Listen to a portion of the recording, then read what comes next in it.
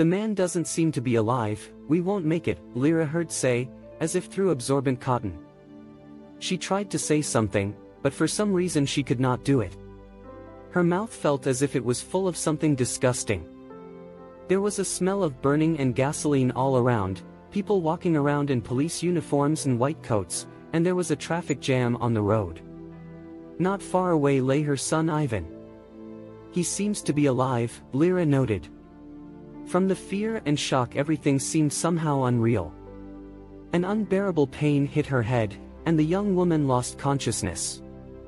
The first person Lyra saw upon waking up in the hospital was her mother.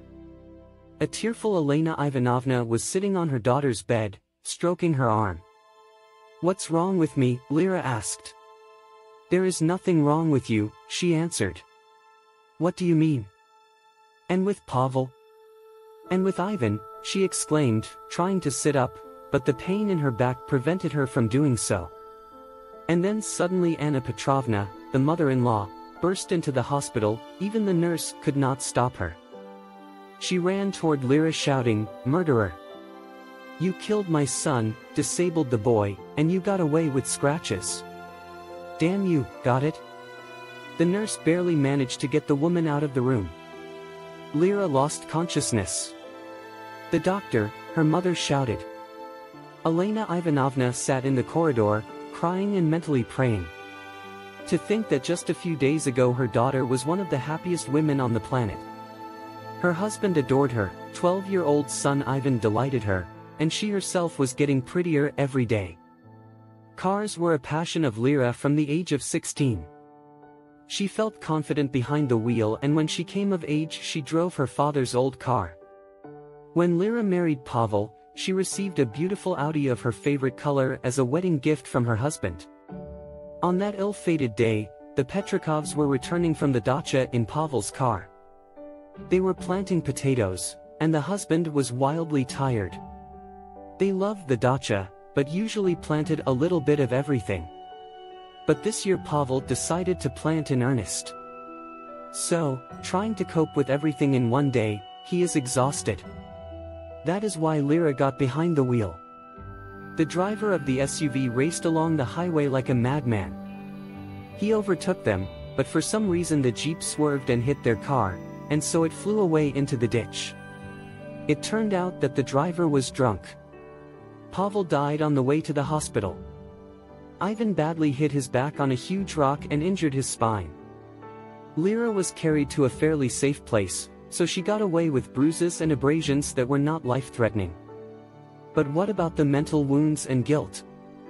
After that scene in the ward, Lyra cried incessantly. Her husband is in his grave, her son is an invalid, and in a week she will be as good as new. "No need to beat themselves up," said her sister Katya, "you have nothing to blame. Pavel will not come back, but you have to be strong for Ivan's sake." She asked about the health of her son Lyra. "They say there is a chance that Ivan will walk, but it all comes down to money, and a lot of it," sighed Lyra. Lyra got married right after graduation and never worked a day. Pavel worked in a successful company, making good money, and she took care of the house and her son. But now Lyra had to look for a job, which she did on the third day after her discharge. The school was very surprised that the girl after graduation did not work for 11 years, and categorically refused to take her as a teacher. The story about her dead husband and disabled son did not pity them either. On the advice of her sister Lyra got a job at a supermarket. They always needed sales clerks. After a month she received only a third of the promised salary. Where's the rest of it, Lyra was wondered. There is a system of fines for salespeople. You can ask the receptionist about your violations, she was told. As it turned out, they fined for the slightest nonsense. Lyra did not even remember half of these violations. What if you get a job as a cab driver? Andrei Petrovich, Lyra's father, had an epiphany. She grew gloomy. After that fatal accident, Lyra could not drive a car. She was reminded of her mother-in-law's words. Her father encouraged Lyra, "You're still a driver from God. If anyone should be cursed, it's the driver of that SUV." Lyra was very afraid, but after thinking about her son, she decided to get a job as a cab driver. So Lyra started taxiing in her Audi. She made friends with the girls' dispatchers, and they were ready to carry her in their arms. Unlike men, Lyra was not capricious. Without further ado, she would go where she was sent, and the girls offered Lyra good orders as a bonus.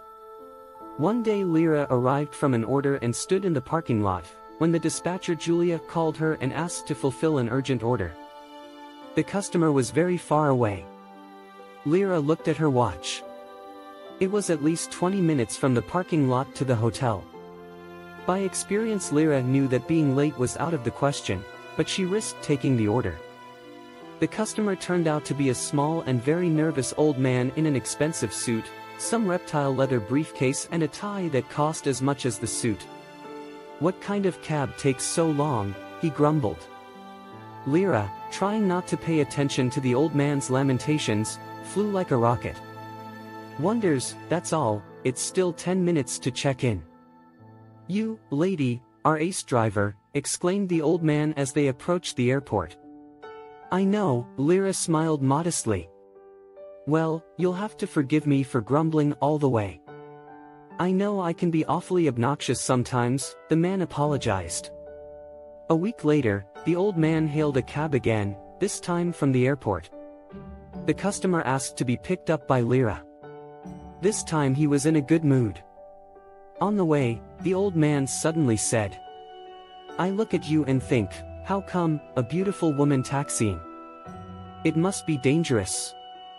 "Sometimes, but every job has its risks," Lyra answered, and quite unexpectedly for herself, told the old man about everything, the tragedy, the curses of her mother-in-law and, finally, about how she went to work in a cab. "You know, I can help you," said the passenger. "How?" sighed heavily, Lyra asked. It turned out that the man works as a surgeon and is willing to carry out an expensive operation for Ivan completely free of charge. He invited Lyra with her son in his new clinic and handed out a business card with the address. A month later Ivan was operated on. The surgery was a success. Lyra warmly thanked the man and kissed his hands, which was very embarrassing to the elderly surgeon. A few days later, after completing another order, Lyra parked her faithful Audi and went to the store to get mineral water. She had already paid when suddenly she heard the quiet voice of her mother-in-law. "Lyra, may I see you?" "Anna Petrovna." "Hello." The old woman suddenly cried and hugged her former sister-in-law. She asked Lyra's forgiveness for the accident in the hospital, to which she replied that everything was fine, and that she perfectly understood Anna Petrovna's feelings. In a trembling voice her mother-in-law asked how Ivan was doing.